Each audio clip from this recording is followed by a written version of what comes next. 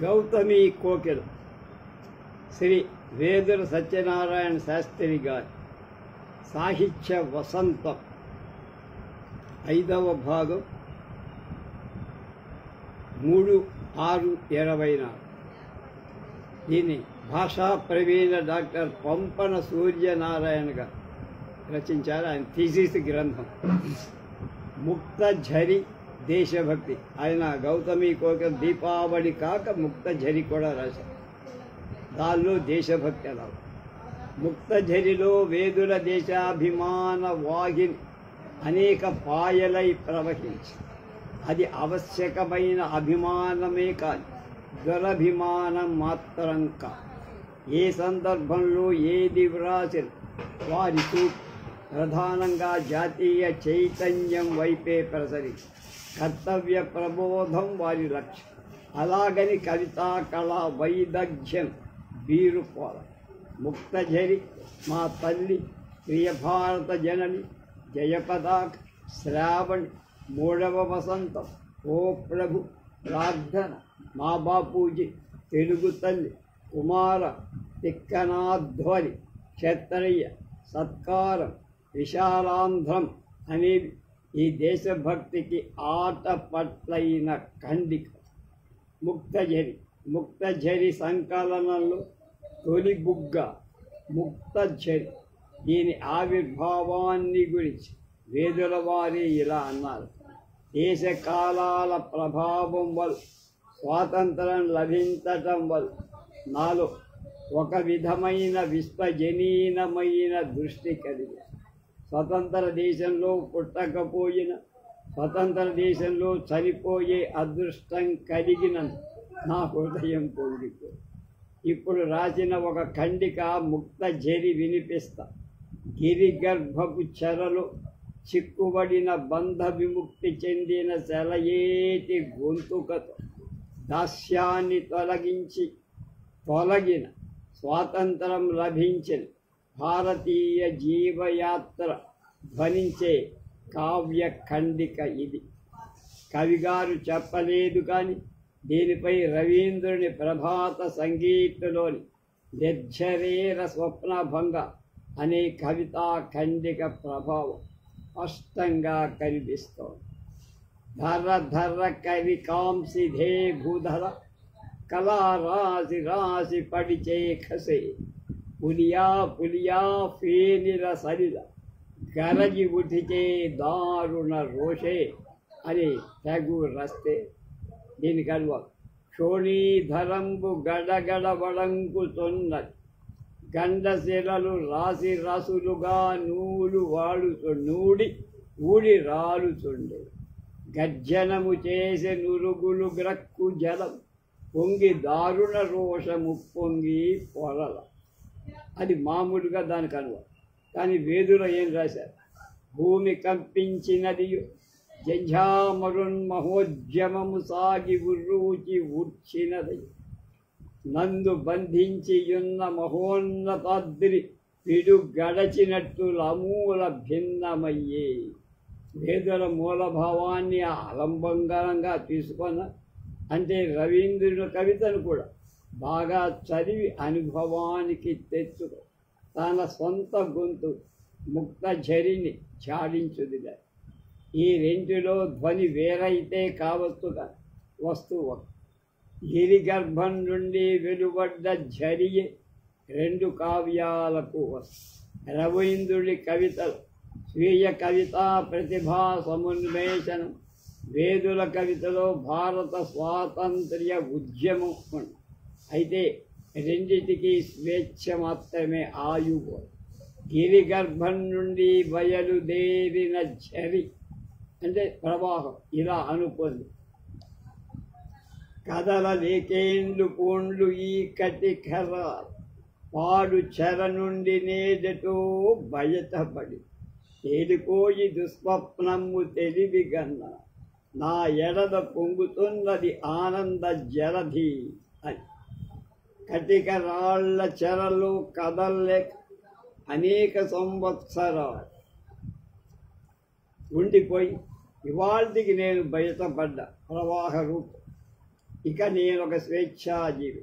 స్వేచ్ఛా మారుతాహ్వాన గీతా కోలాహలం నా హృదయాన్ని ఉత్సాహంతో ఊగిస్తుంది. నా జాతి శక్తి గమనింపకుండా ఇప్పటి వరకు గిరిగర్భంలో ఎలా పడి ఉన్నానో నాకే తెలియదు అనుకున్నది. ఇంకా జరిగిపోయిన చీకటి జీవితాన్ని గురించి కూడా ఇలా బాబు, ఊపిరి ఆడనీని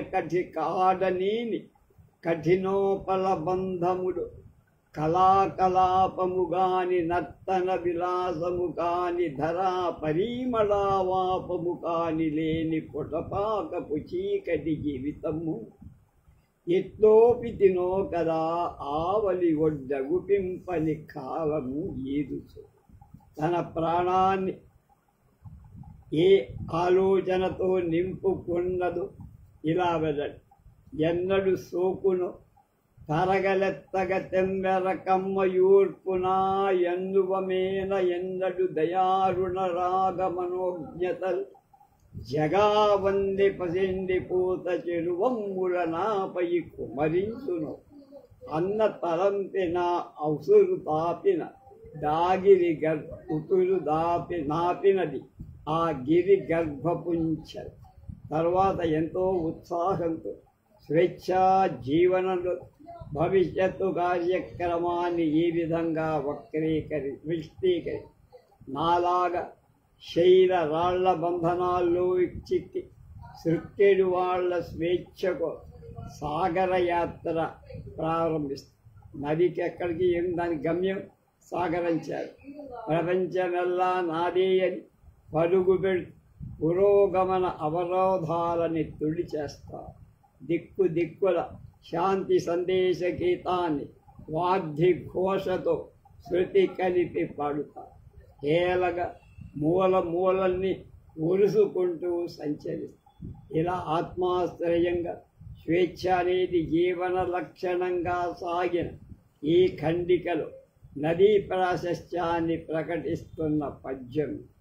ఋషులు పాడిన వేదరుక్కులు వినిపించు గంగాపగా వీచికా స్వరము, నడకలో వేణుగానపు హొయలు సంచరించు యమునా నదీ తరంగముల రవడి, ఆంధ్ర భారతికి కావ్యాలాపమెరిగించు గౌతమి సరిత్ ఊర్మికా రవము, కత్తి గంటముల కొక్కడ నర్ఘ్యమిచ్చడు తుంగభద్రాధుని భంగరవము, నా స్వతంత్ర తరంగ గానమున కలిసి గొంతు సవరింప ఈ చతురంత ధత్రి దూరాల తీరోపతీరము మోసికొనుపోదు స్వేచ్ఛా ప్రమోద వార్త.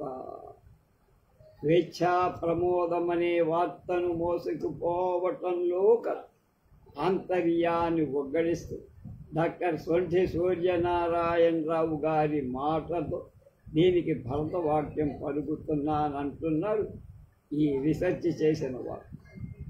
స్వేచ్ఛ అనేది వ్యక్తిగతమైన సమస్య మాత్రమే కాదు, సంఘం యావత్తుకు చెందిన విషయం అని వేదుల వారు గుర్తించి దూరాల తీరాల మోసుకుపోతా స్వేచ్ఛ అనే ప్రమోద ఆనంద వార్త. అంతమే కాక ముక్త ఝరిచేత సాగర యాత్రకు పక్కరమింతు, నా త్రోవకు అడ్డమౌ గిరితతు గగనంబుడు చిన్న భిన్నమైపోవా అని ప్రతిజ్ఞ కూడా చేశారు. మాతల్ ఏ దేశమేగినా ఎందు కాలిదినా ఏ పీఠమెక్కినా ఎవ్వరేమని పొగడరా నీ తల్లి భూమి భారతిని అన్న రాయప్రోలు సుబ్బారావు గారితో భారతదేశం మాతృమూర్తిగా ఆధునికాంధ్ర కవితాపీఠాన్ని అధిష్ఠించి వారి అనుయాయుల్లో ఒకరైన వేదుల రచించిన మాతల్లి అనే ఖండిక భరతమాతకు కవితా కంఠహారం. జననీ జన్మభూమిశ్చ స్వర్గాదపి గరీయసి అని రామాయణ సూక్తిలో గల జననీ జన్మభూములకు ఏకత్వమే ఈ ఖండి. పసితనంలో కన్న తల్లిని కోల్పోయిన దురదృష్టవంతుడు వేదు. తల్లి లేని వేదన హృదయ వేదనకు ఈ కవిత రసమయ ప్రతిబింబం. తల్లి వద్దనే పొందగల జీవన శాంతి నిర్జరుడు స్తనదుగ్ధ మాధురుడు కవికి భరతమాతలో లభించి ఆ కారణంగా తనను వీడిపోయిన కన్నత పుణ్య ఆకృతి భరతమాత ఆకృతిలో పోల్చుకున్నారు. నీకడ కాడులంది హిమ నిర్మల జీవన శాంతి నిర్జరు, నీ కడ కన్నులంది జననీ స్తన దుగ్ధ విముగ్ధ మాధురు, నాకు లభింప శైశవమునందను వీడిన కన్న తల్లి పుణ్యకృతి పోల్చుకొని భవదాకృతిలోనిపుడో కళావతి. ఆమె అమృత స్వరూపం హృదయంలో నిలిచినంతనే వీడని కాంక్షలన్నీ కూడా మాయమైపోయాయి. కవి దృష్టిలో ఆమె పేదల పాలిటి అన్నపో, దుర్బలుల రక్షణకై అభయ ప్రదానం చేసే శక్తి, పృథ్వీ దయితుని భిక్షువుని రాజ్య దురంధురుణ్ణి చేయ సమర్థుగా. కనుక నా వంటి పేదల్ని కృపతో భరింపుమన్నాడాయన. అలా భరిస్తే ఆమె కృపావని కోకిలనై కొనియాడుకొంటాను అని ఒక పద్యరత్నం రాసి, ఆరని మంటగా బ్రతుకునందు రగులుకొనుతున్నదొక్కటే కోరిక, నీ కృపావనికి కోకిలనై కొనియాడుకొందు మందార సుమారుణ ద్యుతి వితానము కొల్పెడి నీ మనోహరాకారముతో మధుదయ వికాసము నింపుము తల్లి నాయద. ప్రియ భారతావని దాలో 1947 ప్రాంతంలో హిందూ ముస్లింల మధ్య ప్రజ్వలిన దారుణ మారణ హోమాగ్ని జ్వాలల కారణంగా వెలువడిన ఖండిక ఇది. అంచేత ఆ జ్వాలల వెనక ఉన్న వాతావరణ వేడి ఎలాంటిదో తెలుసుకోవాలి. బెంగాల్, పంజాబ్, సింధు, బెలూచిస్తాన్ వాయువ్య సరిహద్దు రాష్ట్రాలలో ముస్లిములు అధిక సంఖ్య. వారు స్వతంత్ర భారతంలో హిందువుల పాలనలోకి రావటానికి అంగీకరించి పాకిస్తాన్ అనే ప్రత్యేక రాజ్యం ఏర్పడమే ముక్తి సాధనం అనుభవించి, అందుకు వాళ్ళు బెంగాల్లోని హిందువుల్ని, పంజాబ్లోని హిందువుల్ని, సిక్కుల్ని లక్షల సంఖ్యలో దారుణంగా హత్య చేశారు. దీని ప్రతిక్రియగా బీహార్లో హిందూ ముస్లిములను హత్య చేసి అదే అంతర్యుద్ధానికి దారి, దేశ విభజనతో సద్దుమణిగింది. కనుక యా హిందూ ముస్లిముల దారుణ మారణ హోమాగ్ని జ్వాల పేదల హృదయాన్ని జ్వలింపచేసి నిజమైన జాతీయ కవి కాబట్టి సంతతిలో రేగిన జ్వాలకు చెలించిపోయి భారత మాతను ఇలా అన్నాడు. ప్రియ భారతావని విశ్వైక పావని జయశాలిని మమ్ము దయజూడు మా జనని అని ప్రార్థిస్తూ తన వాంఛితార్థాన్ని ఇలా చెప్పారు.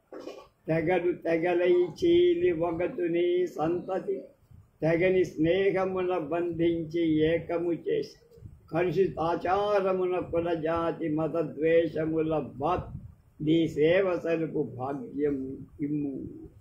చెలివితో జాతీయ బలంతో ప్రభతో వైభవోజ్వల జీవితంతో విరసిల్ల దీవించు అని అన్నారు. కుల జాతి మత ద్వేషాన్ని పోగొట్టి ఏకైక సంతతి వాళ్ళైన హిందూ ముస్లిములు ఒకటి చేయమన్నారు. అలా ఉంటే ఆసియా ఖండం భారతదేశ కేతన తలమానికం కాగలదని ఆశ. జయ పతాక. ఇంకొకటి పుస్తకం 1947 ఆగస్టు 15 రాత్రి 12 గంటలు పెరూరులో చదివిన గేయం. అంటే తొలి స్వాతంత్రోత్సవ సభ. ఇప్పటిలాగా అప్పుడప్పుడు అర్ధరాత్రి కూడా జరిగింది. 50 ఏళ్లకు 25 ఏళ్ల స్వాతంత్రానికి కూడా మనం కూడా అర్ధరాత్రి ఉత్సవాలు చేసుకున్నాం. లాల్ ఖిల్లాపై త్రివర్ణ పతాకం ఎగరటం ప్రారంభమైంది ఈ జై. మతం విడిచి ద్వేషం మరచిన స్వతంత్ర భారత జయ పతాక మొక్కుమంటున్నాడు కవి. పవిత్ర భారత సవిత్రికి ఓహో స్వతంత్రోత్సవం సాగింది. లాల్ ఖిల్లాపై అశోక చక్రపు త్రివర్ణ కేతనం ఎగిరి. మతం తలవక గతం తలవక ద్వేషం రోషం సకలం మరిచి స్వతంత్ర భారత జయ పతాకపు సోదరులారా మొక్కండి. అంతేకాక స్వతంత్ర యోధుల్ని స్మరించుకొని హృదంబును అర్పణ చేయమని సమైక్యంతో హిమాలయం మొదలు కన్యాకుమారి వరకు భారత విజయాన్ని పాడమని చక్కటి సందేశం అందించిన ముగింపు గేయాలు ఇలా. పౌరుల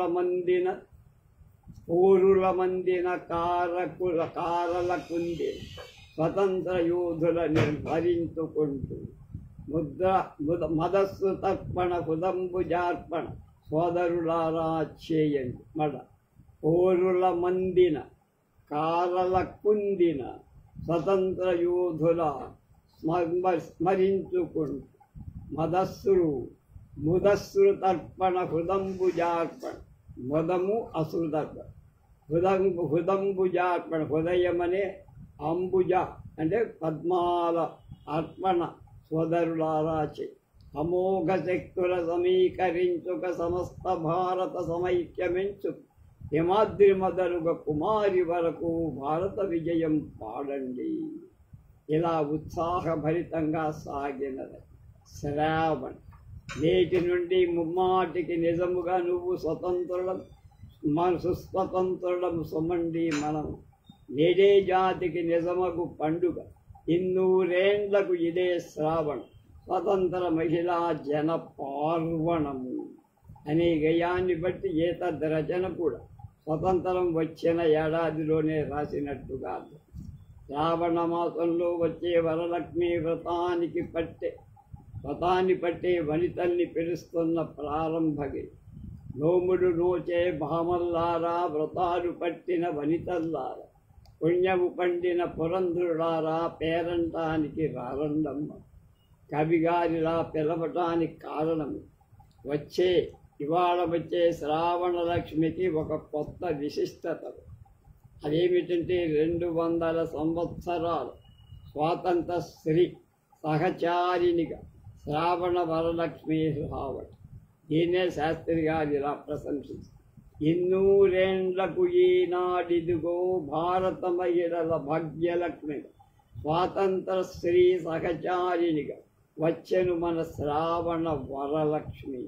ఓ ప్రభు, వివిధ కుల మత జాతి భాషలతో సతమతమవుతున్న దేశ ప్రజలు మేలు చేయమంటూ భగవంతుణ్ణి ఇలా ప్రార్థించారు వేదుల కవి. వివిధ కులముల వివిధ భాషల వివిధ జాతి మతాలతో సవిధ భూముల రణగుణధ్వని సలుపు శత్రు దళాలతో నివులు కోసము పంట కుప్పకు నిప్పు పెట్టు ముఠాలతో మివుల కీడ్బకు భరతదాత్రికి మేలు చేయవయా ప్రభు. అంతేకాదు స్వాతంత్రం కోసం ప్రాణాలర్పించిన వారి ఆత్మశాంతికి ప్రార్థించిన దేశభక్తాగ్రగణ్యుడు. వీరపత్నులు వీరులెన్నో ఏండుగా కోరి ఎందరు చెరల పాలై ఘోర శిక్షల కగ్గమ భారతావని రక్ష కోసము ప్రాణములు బలి చేసురు. వారి ఆత్మకిమ్ము శాంతిని వరము మా కదియే ప్రభు. అంతటితో ఊర్కొల పరుల కండగ నిలిచి స్వజనుల ప్రతిఘటించిన వారుల కరుణ దూడు మా ఎల్లరర్హులు కాది నీ దయకో ప్రభు అని ప్రార్థించటం ఆయన విజ్ఞత వ్యక్తము. ప్రార్థన విశ్వజన కళ్యాణ ప్రదుడైన ఆ జగదీశుడు భారత ప్రజాస్వామ్యం సమృద్ధం అయ్యేటట్లుగా గ్రోవమని ప్రార్థించడం ఇందులో విషయం.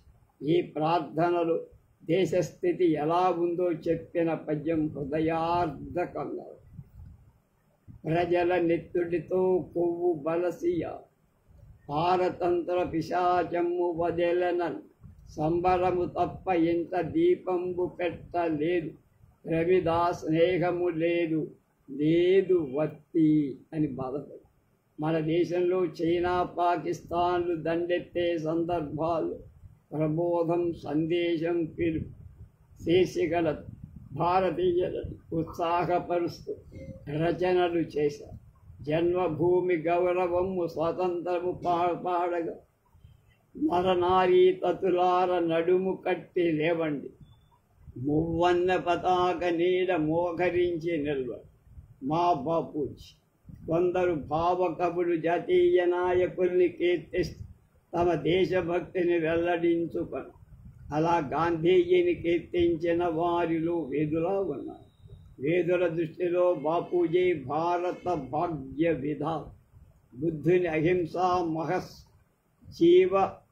జీసస్ రక్తధారల త్యాగమహి, మహమ్మద్ జీవితంపు నమ్మక బలం, రామానుజుని భక్తి రసం వెరసి గాంధీ అన్నాడు శాస్త్రి.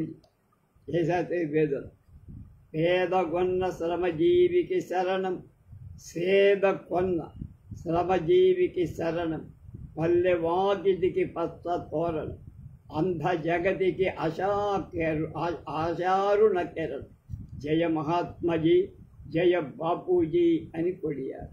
తెలుగు తల్లి శాస్త్రి గారు తెలుగు తల్లిని ప్రశంసిస్తూ తమకు కలిగిన ఆనందాన్ని ఇలా చెప్పుకొని, తెలుగు నేలపై తిరుగాడునప్పుడు, తెలుగు మాట నోట పలిగినప్పుడు, తెలుగు వారి కథలు తలపోసినప్పుడు పొంగిపోదు గర్వమున నేను. ఇది తెలుగుదనంపై వారి అభిమాన అతిరేకాన్ని మనకి కుమార ఎందు తెలుగువారి పూర్వపు ఔన్నత్యాన్ని ఉగ్గడించి దేశ దేశాలకు సంస్కృతిని ప్రసాదించదు ఆంధ్ర విజ్ఞానాన్ని, కుంచాలతో ముత్యాలు కొలిచిన ఆంధ్ర మహేశ్వర్యాన్ని యోచించారు. అలాంటి జాతికి దాయాదివి కావడం ఎంతో భాగ్యం అంటున్న పద్యం. తెలిగొడుగు నీడ మగధ సీమలకు గోడు, శాంతి చేకూర్చిన మహాంధ్ర జాతి, పౌరుషోదయ చరిత్రకి దాయాది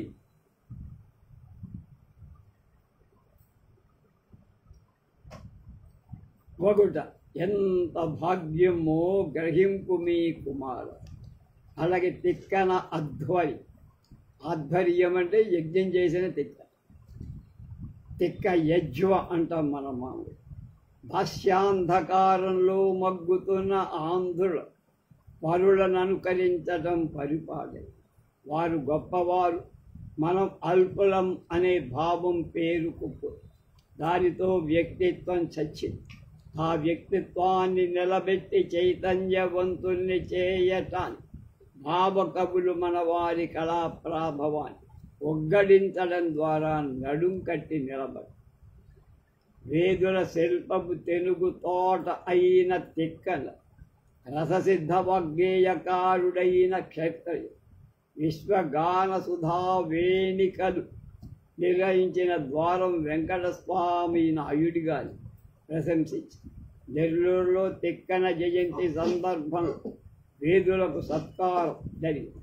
ఆ సత్కార సభలో తిక్కనాధ్వరి అనే శీర్షికతో తిక్కన వైశిష్ట్యాన్ని ఆయన ఒక్కాడించి ఆయన దృష్టిలో తిక్కన భారతామ్నాయమాంధ్రదేవి ఉడుగల ఇడిన కుంభావవాణి. ఉడుగల అంటే కన్ను. బంగారు పూలతో పూజ చేసిన తిక్కన రుణం మనం తీర్చుకోలేదు. వ్యాసుని భారతాగమం అందలి పాత్రల వేషభాషాసు చరిత్రల తెలుగుంజాతి హొయల్ మెరయంగా తీర్చి కైసేసిన ఎట్టిని తెలుగు శాతకు బంగారు పూల పూజలం చేసి తీర్చుకోగలమే నీ రుణము ఎన్ని తరాలకేనియు అన్న క్షత్రయ్య. రసరాజ్య పట్టభద్రుడు ఆంధ్రవగ్గేయకారుడైన క్షేత్రయ్యను వేదుల సత్యనారాయణ శాస్త్రి గారు ఇలా ప్రశంసించారు. కవివి గాయకుడ భక్తుడ అటుండబోయి రసమూర్తి ఏమి కానోప నీవు మువ్వ గోపాలు కెమ్మోవి మొరలి నీవు శారదాపాదనాట్యం మంజీరం నీవు క్షేత్రయ్య మధుర భక్తిని గుర్తించలే ఆయన పదాన్ని అసభ్యత మలినాలన్నవాళ్ళు అరసికులంటూ నిరసించి ఒక భజన రసికత చచ్చి భక్తి మధురత్వమెరుంగని నృత్త గీత సాధ్వనులకు సాములయ్యదో వసంతునికై తపియుంచు ఓ ప్రేయసి వయి నీవు పాడిన రసార్ద్ర పదము అసభ్యతా మలీమలం అటంతు ఎంత కనుమాలపు కాలము దాపురించెను. సత్కార్ 1949లో మెడ్రాసులో శ్రీ ద్వారం వెంకటస్వామి నాయుడు గారికి జరిగే సత్కార సందర్భంలో ఒక గేయం రాసి ఎచ్చట ప్రతిభ ఉంటే అచ్చట ముచ్చటను ప్రకటించే సహృదయ సమ్రాట్ వేదుల సమకాలం వారని మెచ్చకపోవటం అనేది లేదై మెచ్చుతారు. వారికి ప్రత్యగ్రాల భేదభావం లేదు. ఎవరైనా ప్రతిభ ఉంటే కీర్తిస్తారు. ఓ గాయకోత్తమా, ఓ కళావిత్తమా అని ప్రారంభించి గోపాలు పిల్లన గ్రోవి ఊదిన హాయి నీ వాయులీన తంత్రి తానమీ నోయి తెలుగు గానల యశోలన నెందుదుటి శ్రీ తిలకమ్ము వంక నృత్తిన దోయిని చేయి అని ద్వారం వారిని పొడిగారు. అలా తెలుగుదేశ విశిష్ట వ్యక్తుల కళా ప్రతిభను వేదులు గొప్పగా ప్రశంసి తద్వారా ప్రజల్లో ఆత్మ ప్రత్యయాన్ని దేశాభిమానాన్ని పెంపొంది విశాలాంధ్ర స్వతంత్ర సిద్ధితో పాటు చిరకాల వాంఛ ఆంధ్ర రాష్ట్రం ఏర్పడుతుంది అని ఆంధ్రులు ఆశపడు. నెహ్రూ గారు కూడా ఆంధ్ర రాష్ట్ర నిర్మాణాన్ని అసాధ్యమైన అవరోధాలు లేవని ప్రకటించారు.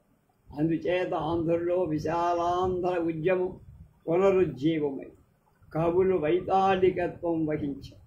ఆ వైతాళికత్వమే వేదుల విశాలాంధ్రత్వం. అటు ఇందు సకలాంధ్రం ఒక రాష్ట్రం కావాలని కవిగారు ఆశించారు. తెలుగు తల్లి పూర్వపు ఔన్నత్యాన్ని కీర్తి జోహారులకు అలా కీర్తిన పద్యాల్లో ఇప్పుడు చెప్పేది. మగధేశ్వరుని కోట మొగలి గోపురముపై ఆంధ్రద్వయము నాట్యమాడినప్పుడు చెక్కిన శిలకెల్ల జీవమిచ్చిన ఆంధ్ర శిల్పం కృష్ణ ఘోషించిన నన్నయ భారతామ్నాయములో కవితా దేవతా వేణువు ఊదినప్పుడు అఖిల దేశములకు ఆంధ్ర సంస్కృతి పోయి తొలి భిక్ష ఇది యాజ్ఞ గొలిపినప్పుడు శౌర్య శిల్ప కళ జ్ఞాన చరితమ్ముమం చతురిమం చతుర దధి వీచికడు జయస్తుతులనర్ భారతావని హీర కోటీరమట్ అలరిన తెలుగు తల్లి జోహారులం. రాయపురం లాగానే ఉంది ఇది కూడా మళ్ళా. మగధేశ్వరుని కోట మొగలి గోపురమై ఆంధ్రధ్వజము నాట్యమాడిన చెక్కిన శిలకెల్ల జీవమిచ్చిన ఆంధ్ర శిల్పం కృష్ణ ఘోషించిన నన్నయత భారతామ్నాయముడు కవితా దేవతా వేణువు ఊదినప్పుడు అఖిల దేశములకు ఆంధ్ర సంస్కృతి పోయి తొలి భిక్ష ఇది యాజ్ఞ కొలిసినది. శౌర్య శిల్ప కళ జ్ఞాన చతురమం చతురుదధి 4 సముద్రం వీచికలు జయస్తుతులనర్ಥ భారతావని హీర కోటీరమట్ అలరిన తెలుగు తల్లి జోహారు. ఆంధ్రుల శౌర్య ధైర్య శిల్ప కళా జ్ఞాన చతురిమ్మ ఉగ్గడిస్తుంది ఈ పద్యం. తెలుగు జాతి పూర్వపు ఔన్నత్యాన్ని కీర్తించిన రాయపురం విశ్వనాథ వాళ్ళ పద్యాలను జ్ఞాపకం చేయాలి. మగధేశ్వరుడి కోటపై నాట్యమాడిన ధ్వజం ఆంధ్రరాజైన హస్తివర్మ. కృష్ణ ఘోషించిన ఆంధ్ర శిల్పం అమరావతి. అలాగే తొంటి పేర్వాసి త్రవ్వి ఎత్తుడయి కాన్ నేటి దైన్య స్థితి కెడంద బీతవారు అని బాధపడ్డారు. ఉగాది ఆంధ్ర రాష్ట్రం ఏర్పడిన తొలి ఉగాదికి ఆయన హృదయం పొంగి వెలువడింది. ఏనాటి ఎడబాటు ఈనాడు తీరి మాటలో మనసులో మమతలు వారు జనని కౌగిట హత్తుకొను తెలుగువారి పాలికి ఉగాది సంబరము ఒకేసారి. ఎప్పుడో విడిపోయిన వివిధ ప్రాంతాల తెలుగు తల్లి కౌగిట చేర తన ఆనందాన్ని వెలుగుచ్చారు. ఇది వారి దేశభక్తి. రేపు ప్రణయ మాధుర్యాన్ని ఎలా పండించారు వేదుల సత్యనారాయణ అనే గౌతమి కోకిలగా తెలుసుకుందాం. స్వాగతం.